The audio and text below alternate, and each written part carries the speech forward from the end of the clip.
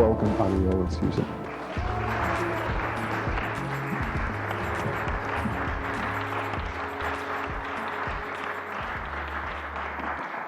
Well, I want to extend my thank you to Surpik and Valentin to host us here and have this wonderful conversation with Houston, at large. So I made this presentation just for Hauntology, so you might not see this presentation again. I really plugged into the theme and sort of reveal things that I normally don't talk about. So, really. So this is a painting when I was a teenager. Not that it's my best painting, but I wanted to show you how I was already very early in plugged into some kind of other dimension. And I wanted to put this painting because as a teenager, I had really mystical experiences that I guess this painting illustrates. And then, how do you do this? And then as I went to India when I was 20, that was a rite of passage for many of us of our generation where, you had to go to India to, I guess, expand your thought and find your path on your spiritual quest, or something like this. So, but then I got really interested in the work of Ajit Mukherjee, who was one of the first in really publicized or popularized the work, the Indian traditional tantra paintings, so-called yantras, and so it was like this sort of a small talk among connoisseur of Ajit Mukherjee's work. It says here, the yogi artist's work culminates in simultaneously diagrams of himself and the world within which he is the world. And you can read the rest because I'm not really good at that. But so I did this painting. Again, it's a very early painting, but as I did this lecture, I found that I was interested in shamanism. This is representing a Mexican shamanic experience of the voladores who go around a pole and swing, flying around a pole. And it also had this geometry in nature, which has always been interesting. So this is the thing I never show. I have a long practice in Kundalini Yoga. I started when I came back from India. You can probably spot me there on the right. And so it consisted, you get up at 4 o'clock in the morning, like you can see on the bottom. And then we had this solstice celebration where we practiced tantras in couple face each other. And the last time I went, we were 1,200 people meditating at the same time. So really you can feel the energy and you can feel the power of this meditation. And we really made the weather change. So we tried it here. Yeah, I put here 2012. I still do Kundalini Yoga, but my health didn't allow me to go back to solstice. And then I came to the United States in '86, and in a bookstore I found this catalog from this well-known exhibition, The Spiritual in Art, Abstract Painting, 1985. And that's where I found the work of Hilma af Klint, who nowadays doesn't need any introduction, but back then nobody knew her, and I found her work there, and it was very seminal because it gave me permission to go from the yantras, which is an Indian tradition, which is not my tradition, which doesn't have anything to do with me, and giving me permission to find my own vocabulary in that same trend of thought. So I started, after being a core fellow, I started from the beginning, basic geometry. I started with a circle, with a point, and I was interested in numbers, as Pythagoras laid down the work, sort of a whole cosmology, very precise. So I did these visual numbers, which I was interested in the symbolic part of it, and so I did many works like this. This is a piece that represents the Platonic solid on the first line and on the third line. And you know that Plato ascribed an element to each Platonic solid. So you have the earth, water, fire, air, and ether, which is the fifth element. And conversely, in the middle row, you have the tattvas, the Indian symbols for the five elements. So again, you have earth, water, fire, air, and ether. So I did this kind of work, and then I did this. I made these cards. They're tattvas, but it's an oracle card. So I just put, this is the kind of thing I never put in my lectures, but I am interested in oracle cards. I've been using oracle cards. I've been always fascinated by them. This is an interesting one because you're made to really stare at the card and then have the after image sort of starting floating above it.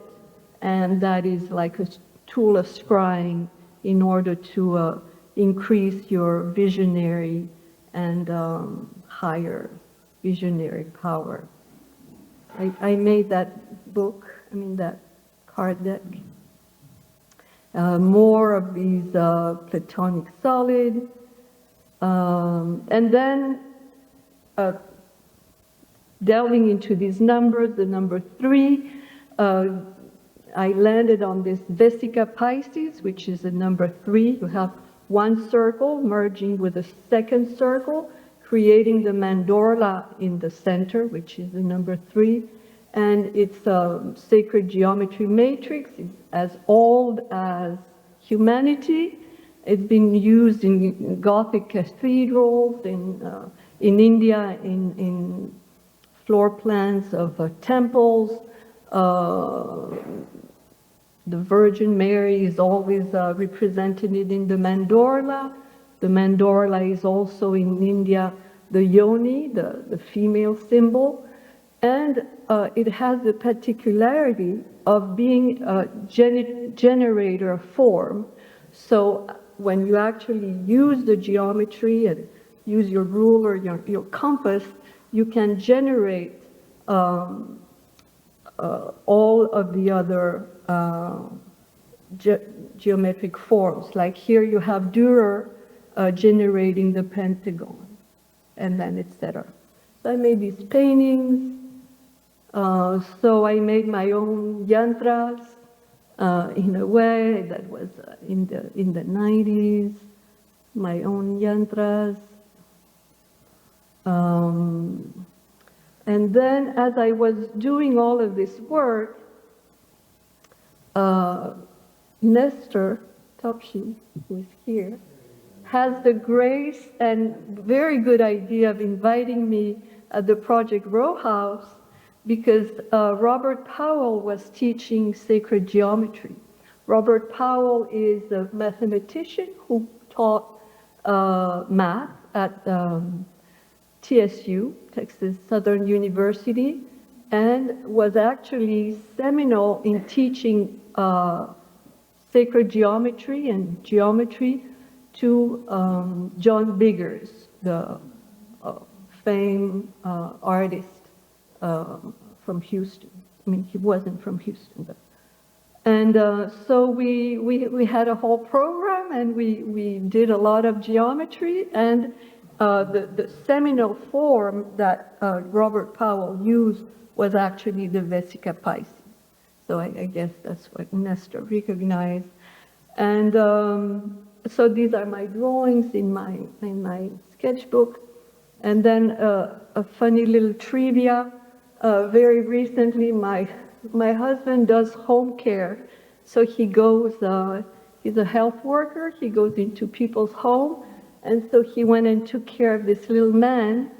And he said, "How come you have my wife's drawings on your board?" And then, so he took a picture, and then he came back saying, "You know what? I went to Robert Powell's home." So, and I think Robert Powell is still alive, and I hope someone, I know Peter Gershon is not here, but I hope someone will come in and look at his work. It's absolutely phenomenal. Yeah. So I'm interested in gardens. I did a lot of gardens. All of my gardens are done with these geometry. I was very interested in this book, Transform My Life, because it shows the geometry of the gardens in a spiritual way, which is the Sufi way. It was a very interesting book. So I made more gardens and more flowers until I find that by extending the Vesica Piscis, I made this lattice. On this lattice, I made many, many different patterns, and I made more patterns that I transformed into colors. I made more than 75 of these same format kind of patterns like this. So every one of these domino paintings, I actually draw the lattice underneath with a compass and a ruler. And here you can see it says meditation in action. I never show the process. People don't even know that there is a drawing underneath. And it's my sort of own little garden, you know, that I keep for myself, and people don't need to know the process. So I also make my own paint, which is also a meditation in action, because I actually take the time to process the material in a very alchemical way. And then from there, the computer invaded my life, probably like it invaded yours too. And I started making these patterns, distorted patterns, and I start making these paintings that are like that, which is more like the style that I'm doing right now, this kind of paintings. And I'm giving you here a snippet of shameless plug. I'm going to have an exhibition at the Glassell School of Art, one solo exhibition downstairs, so you're all invited. There'll be more in that style, sort of responding when? In September of this year. So sort of responding to the elements that is the constellation of the life we're living right now, politically. I'm also a professional astrologer. If you need your chart cast, I'm here. And then I opened up the astrology sort of made me from this, 2D abstraction, made me open the sky, made me open the space, and I went into this idea of doing this galactic ecology. This happened in 2001. I was very shocked by the political events, and I thought of if I took a distance, from this earth that I'm in, and took a galactic point of view, if I were to see the Earth from the galactic center, what would I see, what would I view? So all this work has to do with this. And so this is a little bit a transition piece because it shows this galactic point of view, but you also have the Milky Way entering the mountain, and the mountain is the Mount Meru, but it has the Buddhism, all this allegory of the spine of the mount being the central axis of the earth, connecting the cosmos with the underworld and the middle world. And it's also the spine of the Buddha.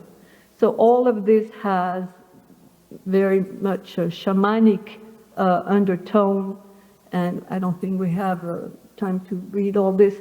But Mircea Eliade, when I was a teenager, was really seminal in the way I saw the world. And now, very many years later, I'm sort of coming back to his writing, and mostly through my own practice of shamanism. Here you can see earthing. I traveled to Mexico for 10 years, these last 10 years, very, very much sustainably, and having a lot of shamanic practices over there. And from there, I've done some of this work that are expression of visionary and practices that happen in your mind, I guess. So that's it. And then, let's see.